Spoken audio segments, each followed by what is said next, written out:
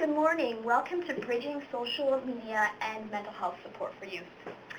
If you're joining us for the first time, this is our fourth webinar for working with children and youth with complex mental health needs and integrated training project. I'm Renee Ferguson. I'm going to be your moderator for today as usual. And today's focus is on using social media as an additional tool when working with children and youth with complex mental health needs. We're lucky enough to have some folks from Mind Your Mind today. I'll talk about them in a little bit. And they're going to lead us through some of the more cutting-edge thinking about how to link these two.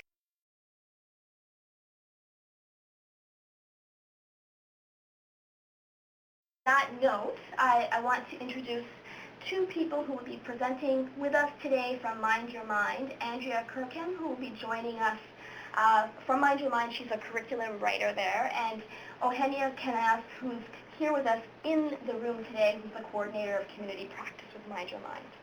So they'll be speaking to us a little bit later about what Mind Your Mind is and also how we can use social media to connect with children and youth with complex mental health needs. So before we go, I want to just take a quick poll and get a sense of who has joined us before. This is our fourth webinar. So let's take a look and see who has been with us for the first two. So we have lots of people who came with us first webinar, second, third. So a number of you are returnees. Great. So welcome back for people who have been with us for the first three webinars. And of course, welcome to people who are joining us for the first time. So for those who are joining us for the first time, just a reminder that this webinar is part of the CMHA Ontario and Ministry of Children and Youth Services joint initiative called Working with Children and Youth with Complex Mental Health Needs. It's an integrated training project, and you may have already come across our website. If you haven't, I would invite you to check the website at www.complexneeds.ca. You'll get a pretty in-depth discussion going on about what the project is and as well as the number of trainings that are available. But just to give you a quick synopsis, this project is actually designed to offer some foundation training to direct service providers in Ontario who are working with children and youth with complex mental health needs. So the focus is on four key areas. One is a live inventory that's comprising of training that's actually already available across Ontario. That's housed on the project website. And why it's live is because if you, for example, have a training that you are doing in your organization and you'd like people to know about it, you can actually input the training directly onto the website and we'll include it. So it's a good way to get people excited or interested in what you're doing. The second piece are a series of webinars of which you're participating in today, and there are 9 mostly focused on the social determinants of health and children and youth with complex mental health needs. You can find the list of those on the website. And the last 2 are a 2-day face-to-face training that's happening in 4 areas of the province. We had our first one in Thunder Bay last month, and the next 2, so Ottawa and Toronto, are happening this month, and one more in London. So those face-to-face trainings are focused on using a trauma lens approach to working with children and youth with complex mental health needs. You can find out about the trainings, again, on the website.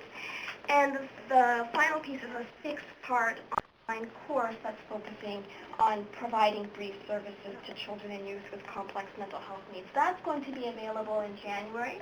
So if it's something that you are interested in, I would encourage you to check the website in early January and you can sign up there. So some definitions that will be helpful for you as we go on through the presentation today. First of all, what do we mean when we're speaking about youth? We're referring in this project to youth as individuals who from 0 to 29, so that includes those who are in that transitional age category. And then the second definition is, what do we mean when we're talking about complex mental health needs? So these are children and youth who are experiencing significant, multiple, rare, or persistent mental health challenges that really impact the functioning in most areas such as home, school, and the community. And I'll give you an example of that in a minute. For those who have been with us for the last 3 weeks, you're quite familiar with this example.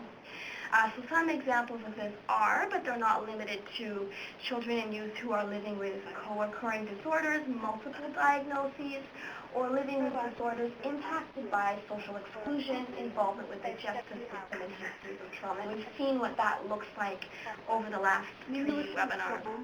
So a quick example, thinking about a 16-year-old youth who has Williams syndrome and who also happens to live with depression.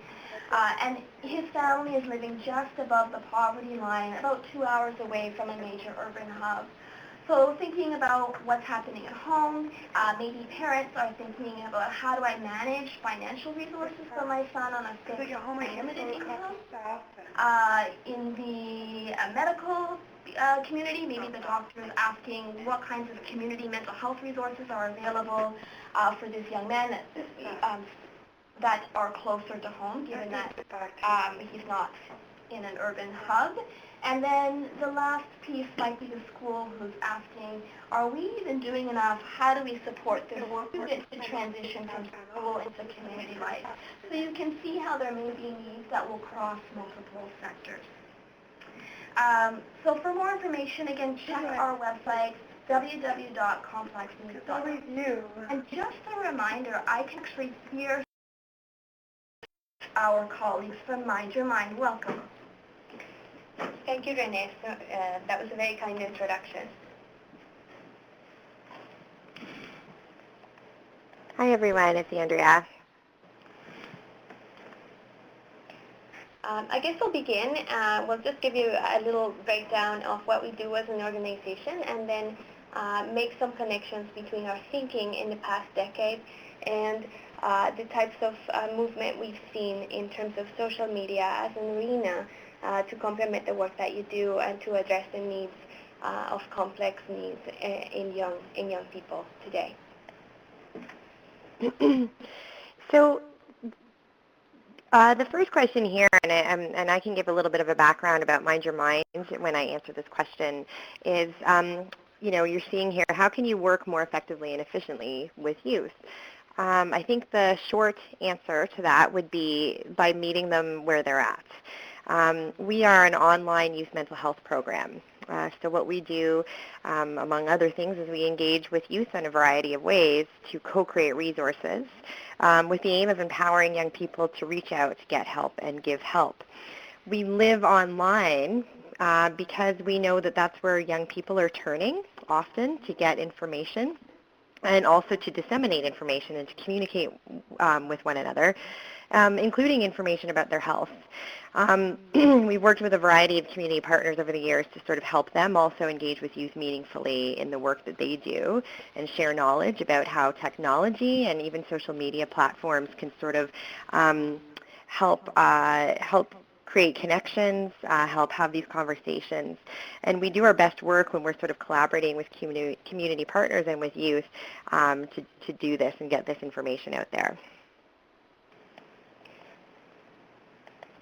Yeah. So a lot of the thinking at Mind Your Mind as we do this collaborative work has been about the health promotion angle of attacking stigma, first of all. A lot of the social media conversations that can occur right now serve that end. They also provide an opportunity for early intervention because the more you identify something that's not yet a problem but that could become a problem later on, the more likely you are to seek out help in ways that are preventative and maybe more towards the spectrum of wellness. And the last thing where we believe that social media can play a huge role is in the development of language that youth need in order to do that help seeking. These have been addressed or identified in the past as barriers to help-seeking behavior, and so we have taken that foundational work when we go into the arena of social media and we work in the area of engagement. So if we talk about Yeah, I mentioned that we co-create resources with youth, and social media is very much woven into how we do this. So when we talk about co-creating, we mean bringing youth to the table and acknowledging their expertise, because they really are experts in their own experience. So ideally, when co-creating with youth, this means that they are brought into and engaged meaningfully from the beginning or the inception of any kind of project that we might be doing.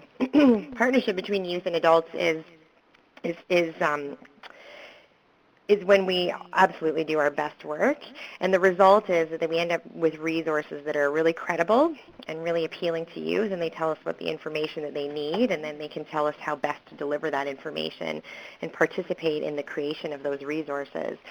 And because we work with youth in a variety of different ways, we do use social media to do this. We use this to communicate with them. We use social media to sort of share ideas. Because we work with youth locally, provincially, and nationally, social media can be sort of the link for this work to happen. It can also be the platform that they use, because when young people feel like they've been engaged in a process and they feel some ownership over a resource that they've helped to create, and they feel like they've been engaged meaningfully in the creation of that resource, it's really powerful, because then they end up wanting to share that amongst their networks. And they often do that using their social media profiles, because it's so much a part of their life and their way of living. So social media, again, is very, very much woven into how we co-create resources with young people. Next slide.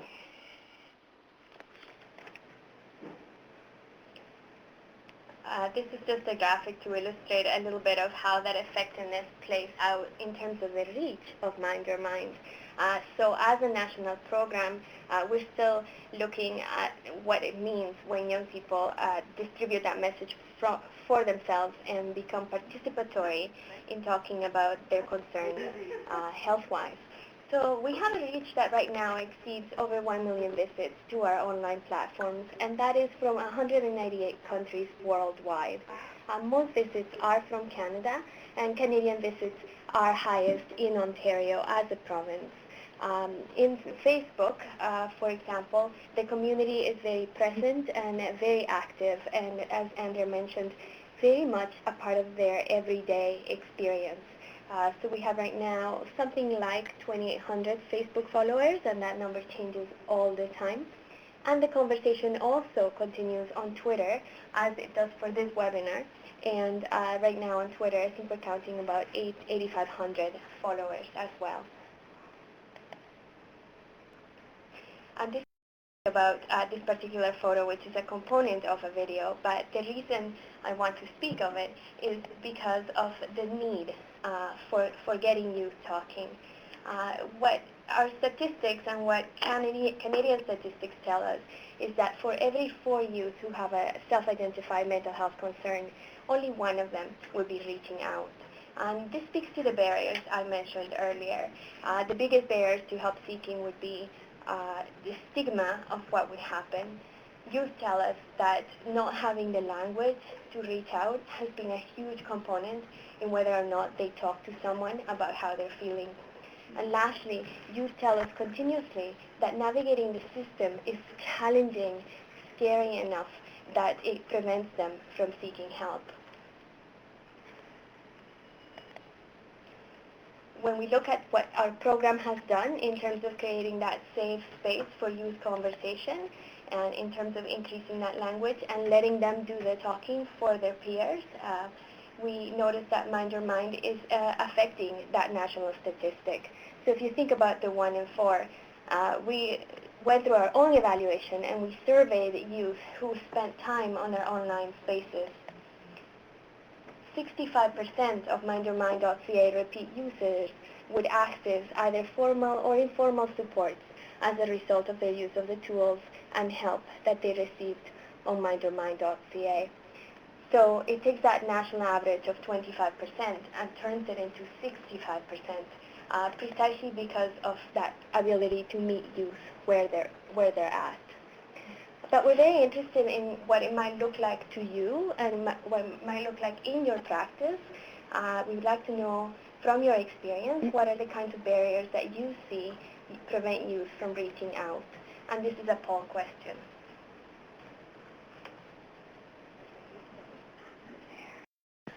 So we're seeing some answers come up, and actually, thank you so much for being so engaged in this. We're seeing a lot of stigma come up in your experience, also questions of trust and trusting the system in itself. We see a lot of questions, a lot of answers about how to get to service, either transportation, reaching out to specific services at work, and finding services that are behind the times in technology.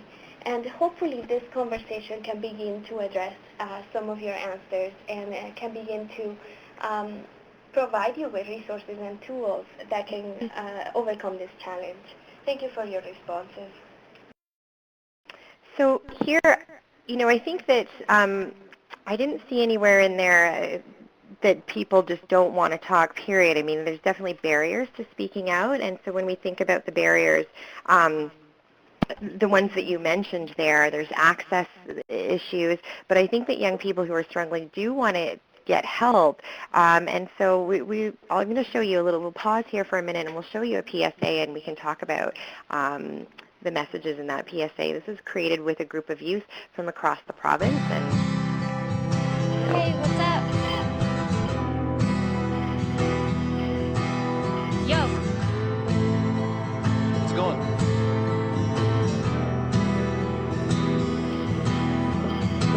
Hey, how are you? No, really. How are you?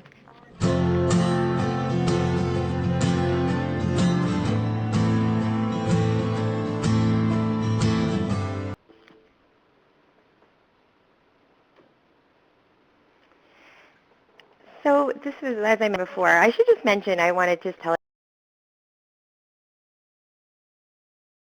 I'm in London right now, and everybody else is in Toronto, so it's why it's a little bit awkward, some of these transitions between speaking between me and Eugenia. We don't have these visual cues. But anyways, I just wanted to talk about that PSA. This is a great example of something that we've done with youth that never really even met face-to-face until they were actually filming that PSA. But they were engaged to sort of create that. They all lived across the province from each other. They met via using the internet, using conference call technology, et cetera. And they were able to sort of come together to create that PSA. It's an example of something that we do, and how we use technology to engage youth in that process. But it's also the message in that PSA is about the need to have an ear to listen to you, and that young people do want to talk about what's bothering them, and so it's about sort of trying to get them to be able to access what they need in order to do that.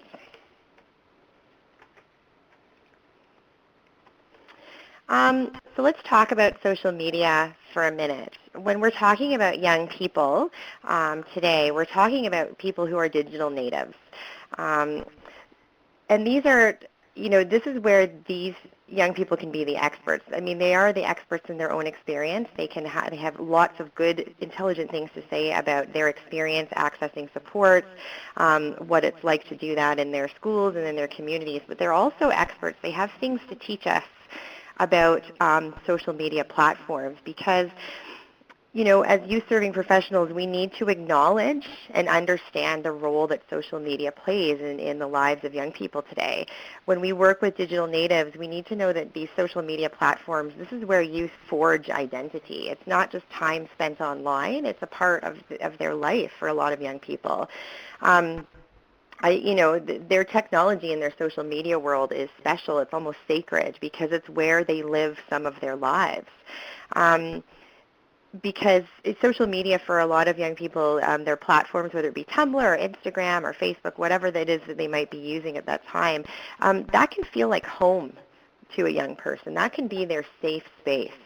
It's an extension of their identity.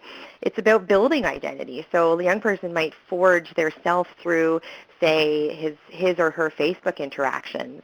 A glance at a young person's Facebook or Tumblr account might give you some really good ideas about who that person is. Are they political? Are they funny? it's defined. They can define this in their social media space. The implications for that also are, we need to think about what that means. Think about that in terms of, comparing it to how when maybe many of us who aren't digital natives grew up. If you think about, this should be a poll question, but not really. How many of you maybe had, say, a bad haircut when you were in high school? Um, Probably a lot of you did. I'm just kidding about the poll question, but many of you probably had a bad haircut or made some bad choices when they were in high school. Now, we need to acknowledge that social media interactions are mindful of these developmental moments and the implications of those moments. When you're living part of your life online, these developmental sort of glitches and these bumps in the road are now sort of also being sort of documented and expressed on social media platforms. And I think Eugenia has another example. Thank you, Andrea. Yes, I love that first example because it's so reflective of, we've all had that moment. We all can draw back to that experience. Another example that we hear from our youth and that has resonated widely with our clinicians in our community of practice is this notion, or this story rather, of a young woman who was battling anorexia and found that she had a really difficult time communicating with her mother and her family on the subject. However, slowly and for whatever reason, she started texting her mom on days where she was feeling well, then on days where she was feeling badly, then started making that connection about what her condition was like and how much she could share. And it's a very moving account to realize that she could sit at the dinner table with her mom, but she couldn't share that dimension of her illness. However, she could pick up her phone and text her mom her updates. And I wanna think about that for a moment in the context of complex needs, right? Because there are many family situations where it's not easy to talk to your parents directly, and there are many family situations where you just don't know what to say. Maybe one word answers are what works for you when you are at that age in that moment. And also, in terms of finances and social determinants, we need to keep in mind how texting for most youth will be free. And that is the one thing that they can use as a lifeline continuously. And so for me, to think that this young woman is communicating in the way that she can is a highly meaningful message to carry on to the practice of anyone who is seeking to help her. And I think we're always mindful that these sort of points of receptivity are, matter. We're mindful of the necessities of knowledge translation and the uptake of information, and there's ethics involved and privacy and the vulnerability of the population that a lot of us work with. But knowing that social media, in these examples, especially the example that Eugenia just gave, social media, texting technology, these can address some of the barriers and maybe provide a bit of a bridge over these barriers. Because, as I said before, for some youth, social media platforms really are their safe space. It's where they can communicate most effectively in some circumstances. So what's coming up next is going to be another poll question, but I want to set it up for you a little bit by asking you to reflect on the work that you do. And it's nearly false or impossible to say that everyone is outside of social media, no matter what your age. I'm sure that a lot of the audience right now, you probably have Facebook accounts and are out there as well. But it might be worthwhile to reflect why you're in that space yourself, and we're going to use that later as we work in terms of bringing this to your practice. But for the time being, why do you use social media? Mm-hmm.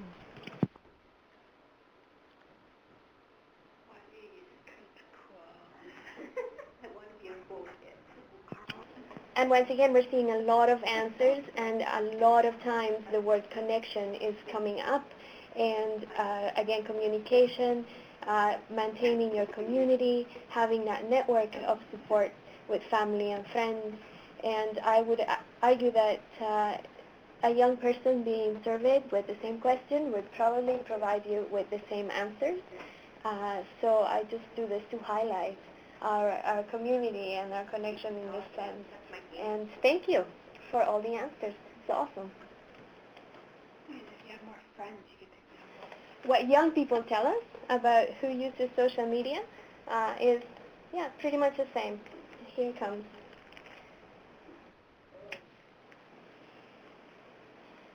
So maybe a couple of items that are different in this case. They have to do with extending their identity and forging it. And maybe we're just not all of us there developmentally, right? But that is the work that we're doing. As clinicians and anyone who's working with youth, we're continuously mindful of the imperative they have to define who they are. Another thing that youth tell us a lot is that they get on social media to advocate and be political, and that oftentimes takes trying on different hats. It doesn't mean that this is who they're going to be. The kind of, we see, for example, a lot of vegan and animal rights politics, and those might be hugely important right now, and they may not be playing the same role in somebody's life later on. However, they're crucial for the forging of the identity that they're growing right now. And then another component, and I think this came up with you as an audience as well, is entertainment. And the things that interest young people have always been interesting to Mind Your Mind, because we know that that's another way of meeting them where they're at.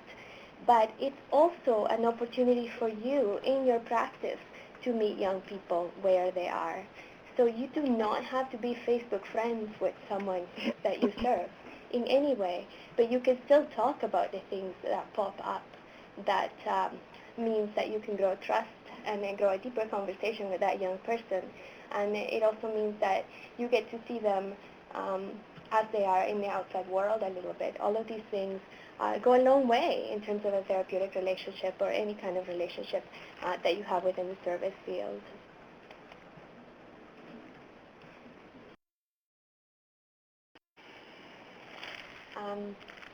I want to speak a little bit about that with relation to social determinants of health and some of the emergent literature that's coming in this area.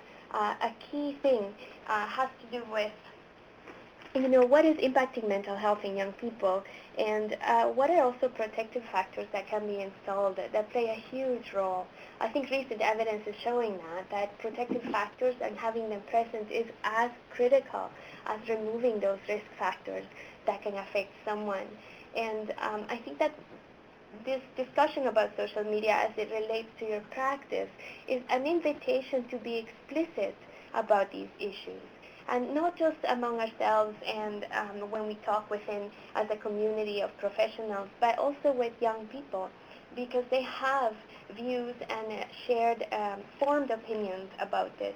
And they can tell you quite eloquently the ways that isolation can impact them. Some of the work that we do as Mind Your Mind is through partnership with research and investigations precisely into the social determinants of health and the impact that they have both in the lifestyle choices that youth make today and in their health overall in the long term. And it's something that we're hearing consistently through a couple of research processes with various universities across Canada is this notion that isolation is deeply impacting young people's mental health, and that isolation can be countered by the way that you have genuine conversations, be them face-to-face with a support network or through an online network that's providing safety and the opportunity to express themselves. Poverty also plays a huge role in what young people tell us is this feeling of a lack of opportunity. And I think that brought directly to practice, what young people say in their social media moments has to do with how much hope they hold for their future, has to do with how much they envision opportunities for themselves. They're not saying the word poverty directly, but they are very much anxious about what kinds of jobs they can get, what kinds of things they can do when they come out of school, and how how much worth the trouble it is to get a university degree. What's it going to be like when they come out of there? So asking youth directly about how they feel about that, how they feel about the opportunities available to them is another way of driving at the sources of anxiety that might be affecting them in their present time. Social media, as we have stated already, is building a community. Asking about the nature of that community as a clinician does not mean being involved. It just simply means asking, what is it like? What is it like to have the Facebook friends that you have? Do you find that they support you and they make you feel better? Or do they find that they raise issues that are difficult to cope with? Do you find that you are more stressed out of the fact that you're having conversations at that level of community? And also, what are your support systems in social media? In what ways do you feel stressed out by what you post and how people respond to it? All of these things really do greatly impact the mental health of the youth that we're working with.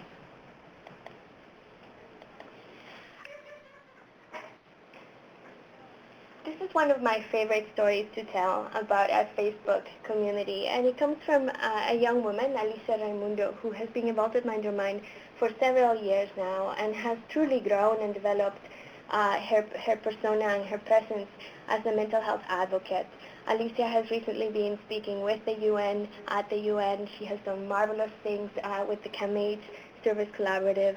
She works constantly to bring the experiences of young people forward and to ensure that their concerns are present when decisions are made about mental health systems and policies and the delivery of these things. But quite a few years ago, actually, Alicia's birthday came along, and on her Facebook wall, she posted one comment, and it just said, "It's my birthday, donate to Mind Your Mind." And, donations aside, what really mattered about that comment is that she had made her mental health advocacy and her voice very much a part of her everyday experience. It's crucial to know what young people stand behind, because then you know who they are. The fact that she did this without zero motivation other than to express who she was and what mattered to her has been really key for our organization in keeping us oriented. And I think it's an example that I would just continue sharing even if it stopped being relevant, or even if Alicia didn't want us to talk about her birthday anymore. It's too good. So right now we're going to facilitate one more poll question, and having spoken about some of the resources that are available or some of the questions you can connect to your practice, I'd like to ask you, in your everyday experience of your work, what resources do you use to extend the psychoeducation that you provide into young people's everyday lives? I don't know what would be out there,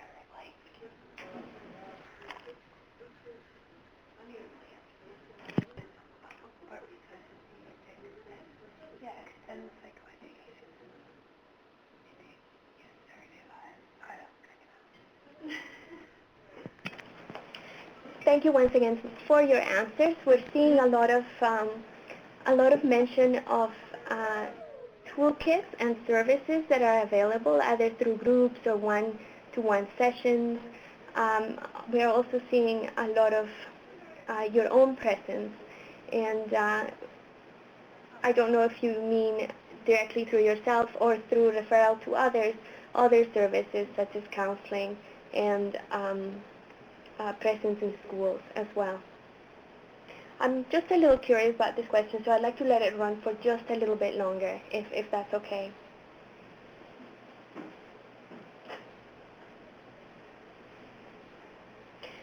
Yes, the other noteworthy component that I'm seeing come up is that there's a lot of resources that are maybe paper-based or that are concrete, and that you seem to share those as well, and that's important to know. So thank you very much for your answers.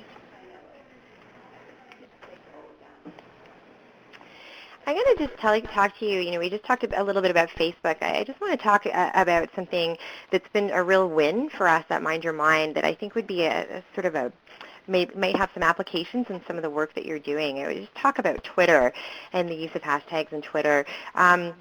There's a real opportunity for people who work with youth to build trust before they need to have that trust outside of a crisis conversation by sharing wellness and positive content. There's an impressive group of people listening in on this webinar right now that do a lot of good work and have a lot of really good stuff to share, as we just saw. You guys had no problem listing all the resources that you have at your fingertips that you're using every day. This was a sort of an idea that we started doing about a year ago, maybe longer, called MYM Tips. So we have a pretty strong following on Twitter, and our following tends to sort of comprise of youth, of agencies, mental health agencies, but also a lot of youth that we work with. It's a great, we've got a great following. They're pretty active, and so we decided to do a rather simple idea where we would do daily themed tips, wellness tips, and every month these tips take on a different sort of theme or flavor. So maybe for, the month of September when people are transitioning back into school, it would be MYM tips that are all about practical tips for young people who might be making that transition from high school into university or from elementary school into high school, whatever. And we aim to try to make them, wellness-focused, strengths-based, and about sort of offering sort of practical tips to young people and for youth-serving professionals to share amongst their networks. It's so easy to share this stuff by retweeting it and talking about it when it sort of shows up in your Twitter news feed.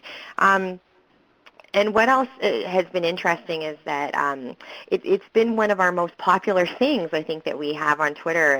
We tweet a lot, but these MYM tips that go out daily get a lot of retweets, and a lot of people seem to really want to share this information.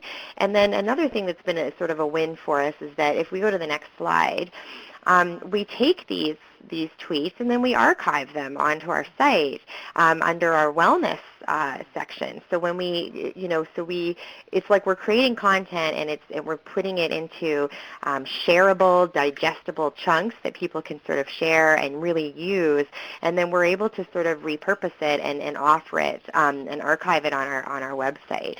And again, I think that you all out there have stuff that you can share and knowledge that you can impart, and this is sort of an interesting example of putting that information into a format that's really digestible and shareable so that young people can really sort of grab onto that and tell their friends about it and share it amongst their networks in whatever platform makes sense to them at that time.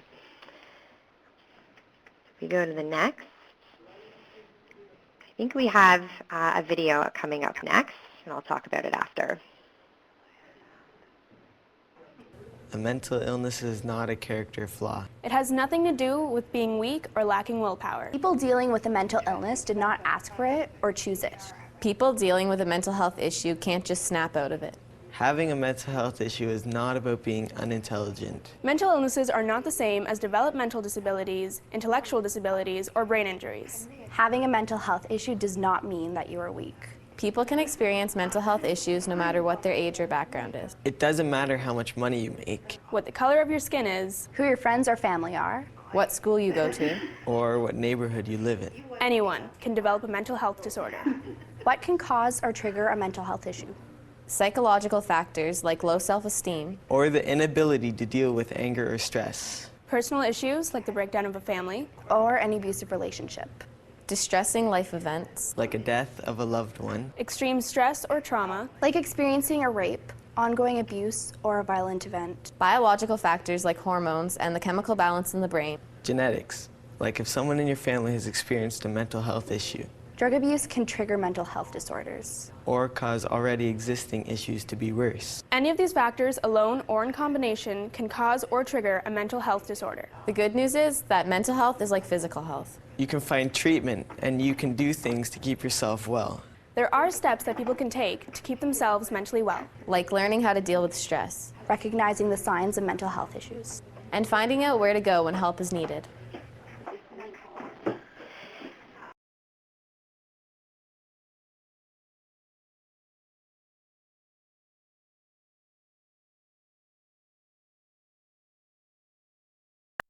You know, there's a lot of information packed into that very short, sort of what I think is a fairly compelling video out of the mouths of young people. Those are all Mind Your Mind volunteers that have worked with us on and off over the years, and this is an example of something that we created for one platform, but that we've been able to share in different ways, presentations via our social media platforms. And has been really, it's a good example again of taking all the good stuff that we know as professionals, maybe pairing that with some of the information that we're hearing from the young people that we work with, and being able to sort of disseminate that in a way that's easy to digest and that's easy to grab onto, and for people to sort of share amongst their own networks. Yeah. And what we hear back from our community of practice and the clinicians who work with us in the development of these resources, I think is something that applies to everyone in the audience today. And it's that totally respect the fact that the hour flies by and the day is so short. There's not enough hours in the day to do the work that you do. And so the challenge is always how to bring things in that are supportive and adjuncts to the work that you do, and that extend the impact that you're having in that brief hour of time where you can actually interact with a young person. These kind of shareable resources, whether you choose to use one or a couple of them, are something that you can suggest as a kind of follow-up or an in-between sessions type of way of touching base with the messages that you've shared. It's also about being very consultative with youth and not so much prescribing psychoeducational materials and resources as really consulting with them and saying, hey, what did you think of that website? Do you think that works? Does it speak to you? Is this kind of getting at something that you might have seen with your peers? Because what we're doing when we say that youth are experts in their own experience is also saying that they're the best critics of the kind of services and resources that work for them. And it's only through gathering that feedback that we can do something that's truly meaningful and that it addresses the complex needs that they might have. So I want to play you another video that introduces a completely different resource as well, and we'll speak about it afterwards. Be Safe is a resource available 24/7 to help young people in London Middlesex make decisions during a crisis. It is available for free download in the Apple and Google Play stores, and we also created a pocket guide version that you can print out and keep with you. Both versions of Be Safe include a personal safety plan, a decision-making tool, and a list of local resources to help you in an emergency. The personal safety plan should be filled out when you are not in crisis and with a support person that you trust. The Be Safe plan contains 3 sections: your personal information, medical information, and your safety plan, which includes information on how you cope, important things and people in your life, and emergency contacts. In a crisis, it can be hard to remember all this important information. By filling out your Be Safe plan, you're ensuring that you have all the details you need either on your phone or in your pocket. The second part of the app is the decision-making tool called Get Help for when you're in a crisis situation. This can be found on the home screen or on the sidebar. The purpose of this section is to lead you to an appropriate resource for your situation. By pressing the Get Help button, you will be taken through a series of yes or no questions to lead you to the right resource. At any time, you can find all aspects of the app on the sidebar. This can take you back to the home page, to the About section, and more. You can also access the full list of resources by clicking Local Resources. The paper pocket guide can also be used for service providers to help young people prepare for a crisis situation by making a safety plan together. We recommend that you give a copy of this to someone you trust for when you're in a crisis situation. You can find the paper version at the Mind Your Mind website. For more information on Be Safe and to find out more on how it was created, visit mindyourmind.ca. And remember to be safe. You deserve help.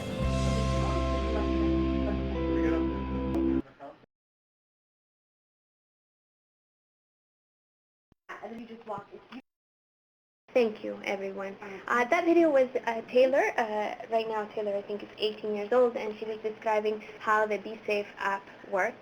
And we played that not only to point you to another resource that you might be able to use and that might be of interest to your young people that you serve, but also to highlight the fact that young people are going to Google Play and to iTunes to find tools that help them.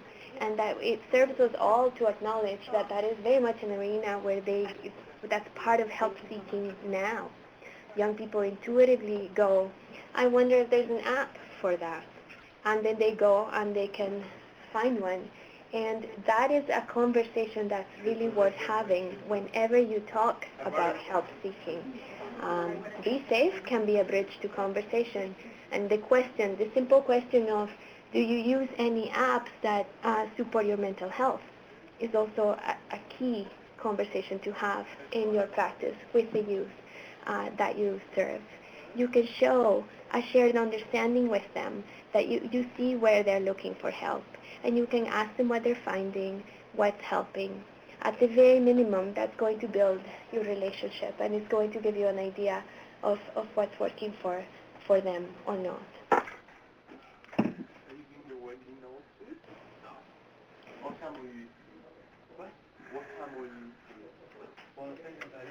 And this is just another transition and another video that we would like to show, but we won't.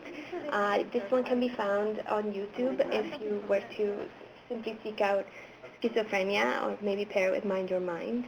And this video highlights a point raised by Andrea earlier, and it has to do with the key role that lived experience plays for young people. Lived experience is best evidence also. And as the literature has begun to show for the past several years now, shared stories play a key role in the information-seeking behavior of young people. They will pay lots of attention to what their peers are saying, and that would be just as valuable experientially and emotionally as something that you might find in a medical journal. The evidence is showing us that this story or this particular case on Mind Your Mind showed us that as well. And it's that about 8 years ago, a group of young people got together to narrate the story of a young woman's experience with schizophrenia. And they made a video that told her story. The video is just under 6 minutes long, and it does not explicitly show her face, but it shows in ways very moving and resonant what it was like for her to grapple with schizophrenia as she was leaving her high school years and through her post-secondary and beyond age. And this video was recorded, edited, put together by this team of youth, and it was put on YouTube without any marketing dollars behind it whatsoever. I think that this screen capture is actually out of date because you're seeing over here just over half a million people, 500,000 views of the video. What I find always really moving is to look at the comments that have followed regarding this video. I'm going to read this comment because I always find it very effective. A comment in YouTube, as you well know, is completely self-motivated. It comes from anyone and everyone in the audience. And this one person said, "My dad is a paranoid schizophrenic. As a child, he was absent and incapable of being a father to me, and I always resented the fact. Thank you for sharing your story on a personal level. It helped me somewhat understand and sympathize with my dad. I too hope that one day schizophrenia will be understood and be treatable." And once again, what's being highlighted is this notion that you could live with somebody your entire life. You could sit across the dinner table with them as much as you can, but you may not be able to understand them, not in the same way or not in certain ways. But then when young people, a peer, shows you what their experience was like, and somehow that makes everything fall into place, and somehow that makes it more easy to understand. So speaking again to the value of young people sharing their stories. I mean, I'm just going to jump in here and just talk a little bit too, just to build on what Ohenia was just saying. You know, if you spend any time on YouTube, it's a funny platform, and it's obviously really popular. It's been around for a long time, and it's changed. Over time, it's sort of morphed. It was just a video sharing platform, and then it really has morphed into, like we mentioned before, a search engine, right? So we know that, or we might assume that some of the young people or anybody that has come across or stumbled across this video about schizophrenia has typed in the word schizophrenia into the search engine on YouTube. So they're looking for, non-traditional information about, like forms of information about health issues. But the other thing that YouTube is sort of notorious for is the comment section. So, there's communities on YouTube that are sort of notoriously terrible for commenting. There's lots of trolls, apparently, that live on YouTube. But even still, whenever I kind of come back to our YouTube channel and I check out to see what kind of conversations are happening in the comments, there's these gems. This is just one example of some of these gems where people have watched this and it's really resonated with them.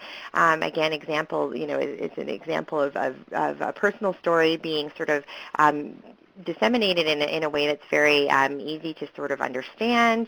And it's really resonated with people. And also just to acknowledge that conversations do happen even on YouTube.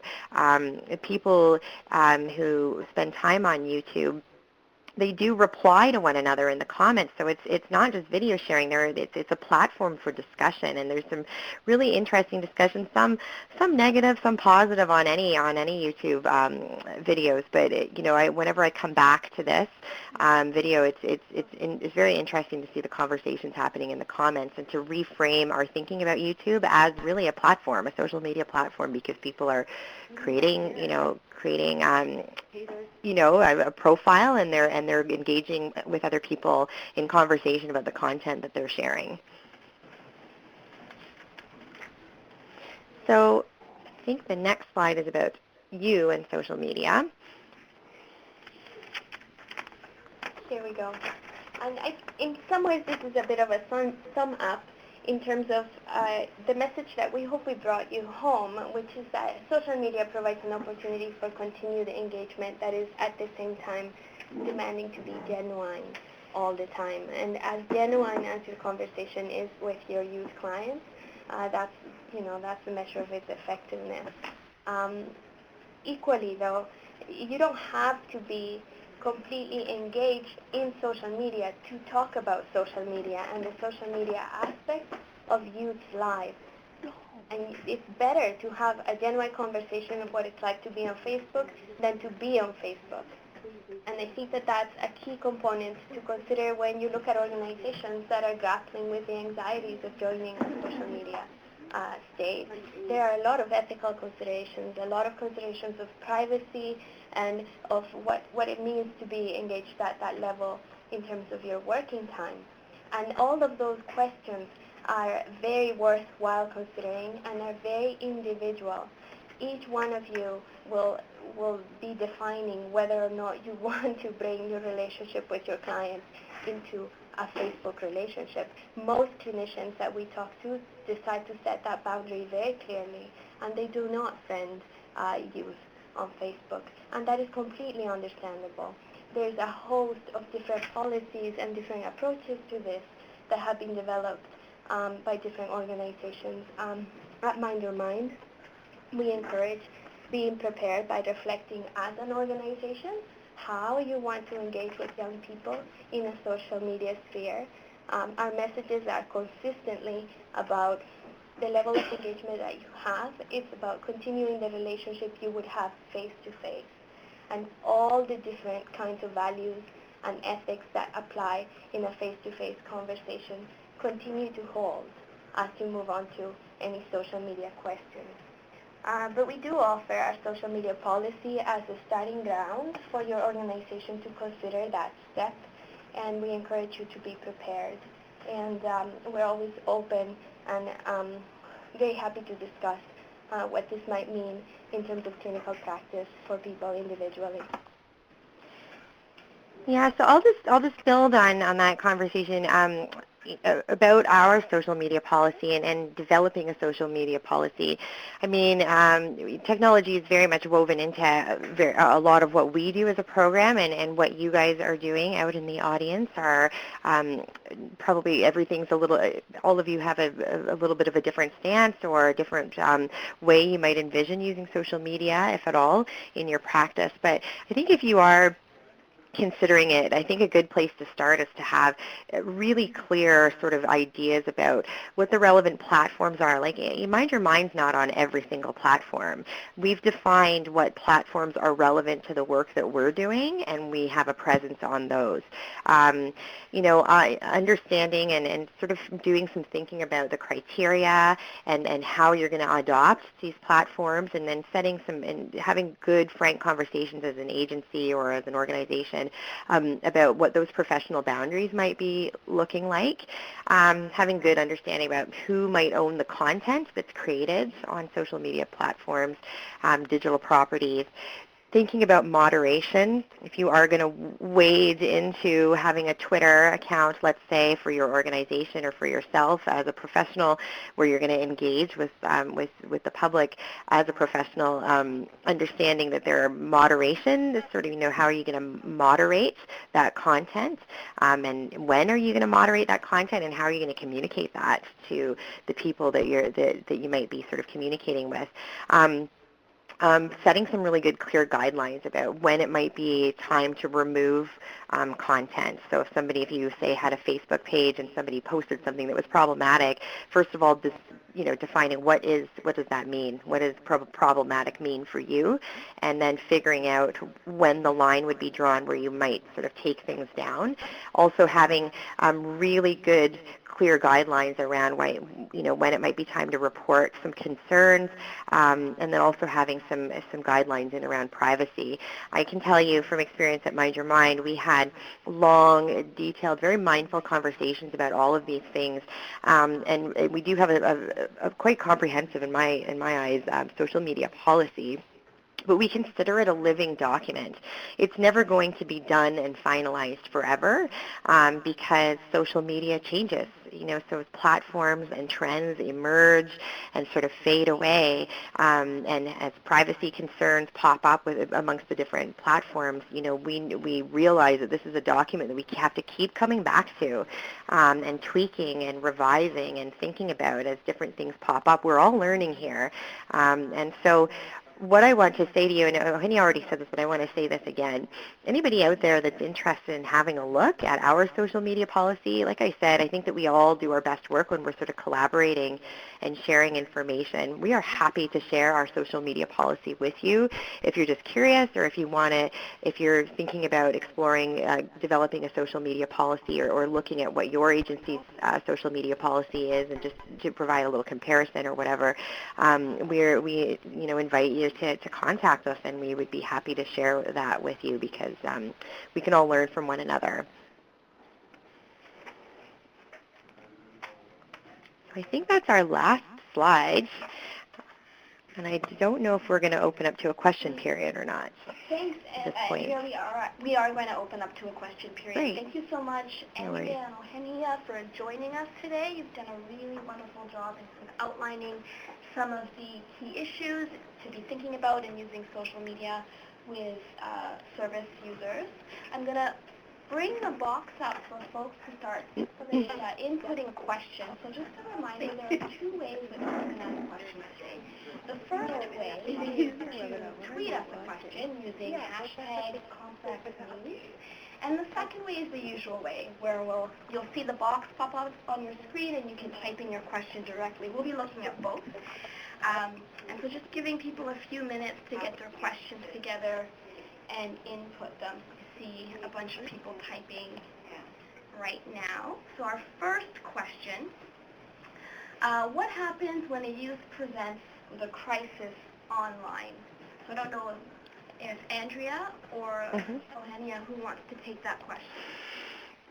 I can start, and Ohenia can jump in whenever she wants to. So again, coming back to that social media policy, so we, in that policy, we sort of define what crisis might be. So we definitely have steps that we take in place that are very specific to our our experience as an online program, what sort of information we house and what information we don't house. So for instance, when a young person, say, submits content to our site, we don't ask them for their real name necessarily, and they don't have to put an email address in. And so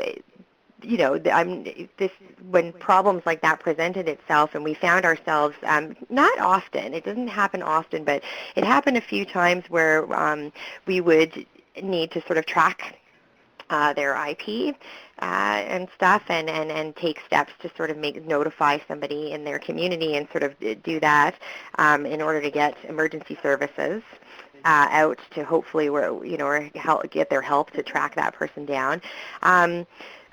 So I'll tell you how we ended up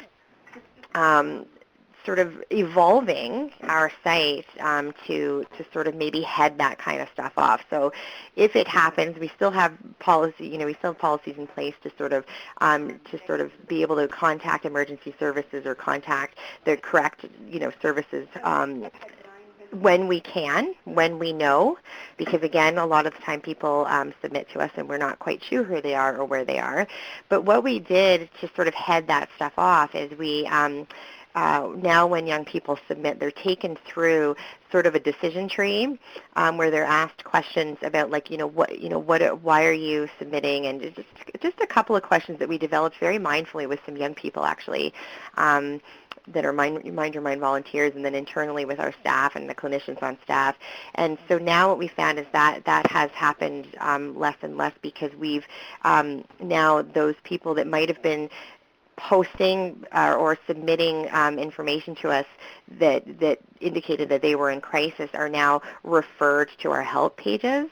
So you can see, again, like I said, it's a living document, and it's something that's always in constant evolution. So we have policies in place, in a nutshell, we have policies in place to sort of try to get to that young person and get the, get them the help that they need if we can, but then we also have tried to head it off by getting them that information earlier. Expressing to them like this is not a good platform for you to be sort of submitting that you're in crisis, but here are some resources that you can access like right now to talk to somebody. So I hope that kind of answers your question. Platforms differ. So, I mean, Facebook has their own sort of reporting policies as well. We have policies in place where if somebody sort of posts something problematic on our Facebook page, that we would screenshot it, try to contact them privately, and if it was relevant, we would maybe go through the Facebook policies too. More social media platforms are sort of acknowledging that it's sort of the Wild West sometimes when it comes to the stuff, and so they're stepping up and putting their own policies in place. So I would encourage you that if you are going to start using social media in the work that you do, that you familiarize yourself with that. Like, what does Twitter do? What does Facebook do internally when these problems arise? Because that might help guide some of your policy making in this area. All right, thanks, Andrea. We have actually a bunch of questions. Yes, I see that. Sorry. No, we've got time. So okay. The next question is about specific resources. So is there a specific resource we can give youth? And this person gives an example. We can give them mindyourmind.ca, or can we give them hashtag NYMTtips, which is a tweet. Is there a comprehensive list we can have?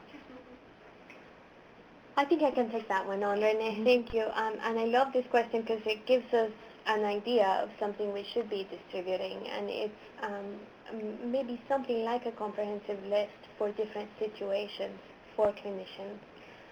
Definitely, it's helpful to point a young person to mindyourmind.ca and say, look around and come back and tell me what you loved, what you thought you could improve. Come back and see what resonated. But that's a little bit more of an assessment of what really sticks with somebody. You can also be very targeted and use different resources that address anxiety, for example, or that can speak specifically to the concerns of youth who are street involved or are LGBTQ, or you can talk about specific content to that specific question that the young person is giving you, and that's why a list would be useful. As a bridge in conversation or with any young people who are maybe resistant to the treatment and they just don't know how to engage and get started, it's always great to start with a wellness approach, and that is why we feel so strongly about the effectiveness of Mind Your Mind tips, because they have a hopeful message and a strength-based language that reminds young people that they are very strong and that there's lots of hope ahead. But thank you for the question. I think we should get on working and making a comprehensive list that people can hold in their hands, because I saw that a lot of handheld resources are very meaningful to this audience. So it's good to know. Definitely, and actually that's something we've gotten some feedback in terms of what people want, something to hold on to, something concrete. So, very good question. Next question is about site monitoring. So is there someone monitoring the site at all times? I can talk a little bit about this. So if you're referring to mindyourmind.ca, I mentioned earlier that young people, because submit content to the site. So what happens is, I don't need to get into the nitty-gritty of it, but basically when somebody submits, staff members are alerted when they submit, but they're also, when a young person submits through the site, they are told through that submission process that the information that's being submitted, it's not monitored 24/7, and that they may not, it might not get seen until the following business day, between hours. As far as our Facebook page and our Twitter, again, there's several of us that get notifications when people sort of interact with us on our Facebook page or our Twitter account, and it's not monitored 24/7, no. And that's something that we talked about when we were developing our social media policy. We were thinking about, moderation, right? That's one of the things that I talked about. You need to think about how is that going to work, and you need to be clear with your users about how that's going to work as well. So like I said, when somebody submits to the site, they are very much made aware that they may not get a response right away, because we don't monitor it 24/7, and they're also reminded at different times during the submission process and at different parts of our site and whatnot that this is not we're not a crisis service, and but here's some resources if that's what you were looking for. Great. The next question is about management. This is an interesting question. How do we engage management to embrace social media with privacy concerns? Complicated piece. I can speak to that a little bit in terms of work we've done with previous organizations, and that seems to be one of the key barriers for an organization who's stepping into the arena of social media.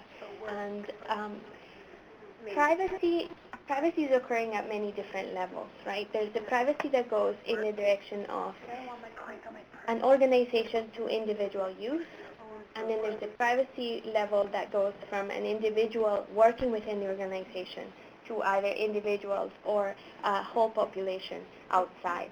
And so I want to speak to what organizations can do, because you're asking me about management, and also because there's no way of doing this individually. If you work for an organization, your social media approach needs to be collective, considered. It needs to be something that all of you arrived at and all of you are invested in. And it very much needs to reflect whatever relationship you have to youth and their families and your stakeholders. So it's very much an organizational process. Privacy needs to be discussed from the beginning.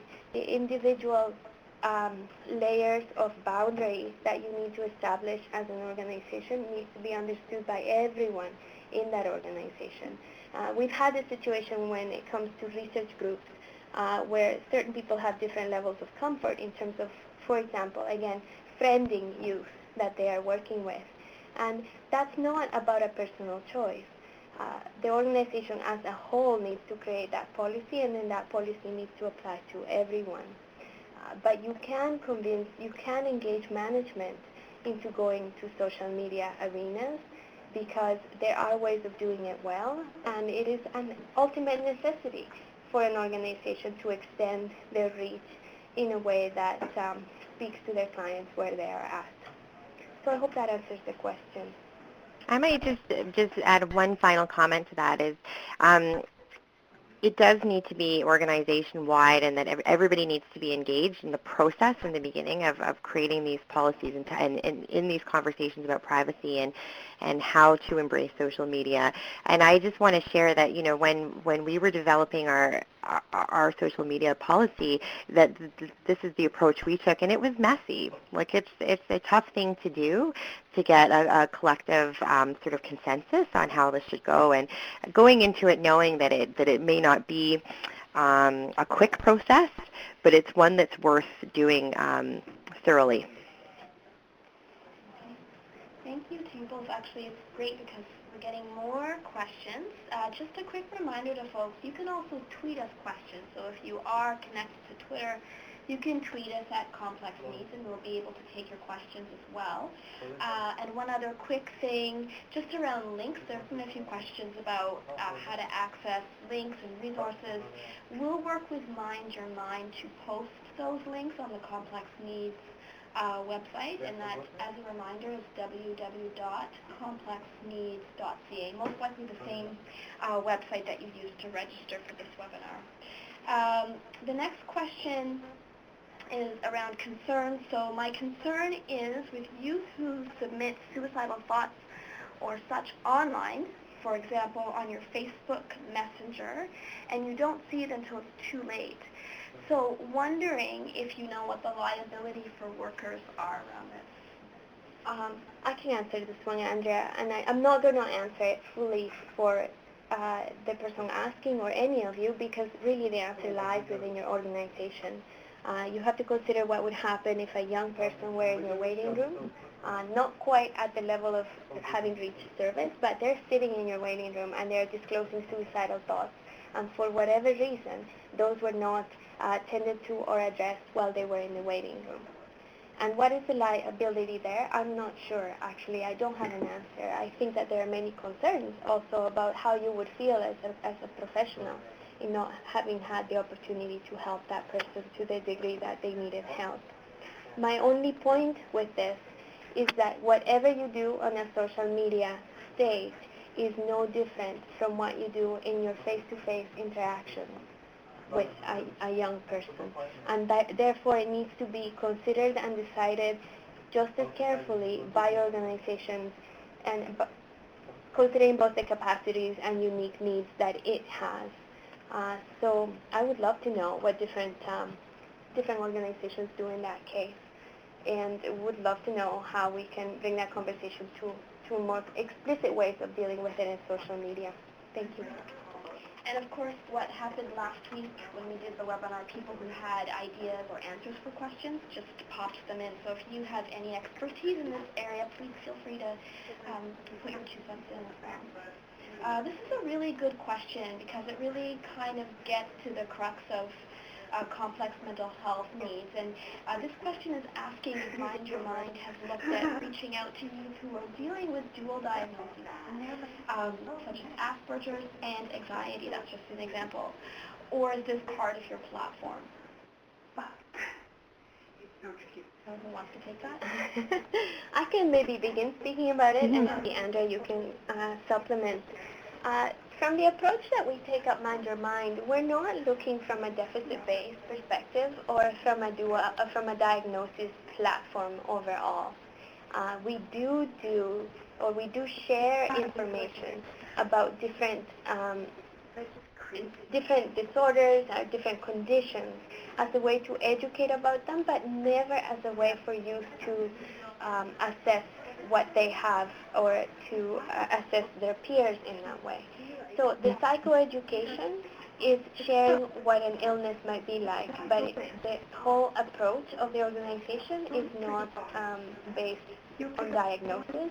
Instead, it's based on what young people do for coping, on what sources of resilience they might have, how they might reach resources within the system, how they might navigate the system, and how they reach out to others, both to help them or to help themselves. In that context, whether you have a single diagnosis, a dual one, or a complex needs, and the reality is that many people have complex needs and stressors on themselves, the answer is the same. Um, I hope that answers the question. Andrea, I don't know if you have anything to add. No, I would just echo that and say that for our program, the end game is to give any young person the tools and the resources and maybe some coping strategies that are digital or not or whatever, and offer those tools, also offer them the tools to be able to have good conversations and to be able to, help them to have the language to navigate through services or to reach out for help. And so while we don't specifically we may not specifically have a tool on our site that's specifically aimed at somebody that has, in your example, Asperger's and anxiety dual diagnosis. I think a lot of some of the tools on our site and through our programs would be fairly universal to a lot of young people to just learn about coping in whatever way makes sense to them. I will just add one more thing that the content in the site is, as I mentioned before, a lot of young people submit their personal stories to the site, and I'm fairly certain that there are young people that have submitted stories who have personal experience with dual diagnoses, and that those stories do appear on the site, and that's the beauty of getting young people to help us populate our site with their own content, because they would have a great perspective, because they would be the experts in that their own experience when it comes to that. So there's probably some content on the site that's specifically aimed at that, but like Eugenia said, for our program and what we're trying to do, it's more, the end game is more about giving all young people tools and resources that they need. Just taking a look, and it doesn't look like there are any more questions coming, but there is a comment, and a really nice comment to end today's webinar with, and that's saying, this program website is awesome. I just shared it on my professional Facebook with my youth volunteers as well as my colleagues. So thank you very much for that feedback. So with that, we'll close off the questions, but just a few things to remind people. First, complex needs, hashtag complex needs. Bye-bye.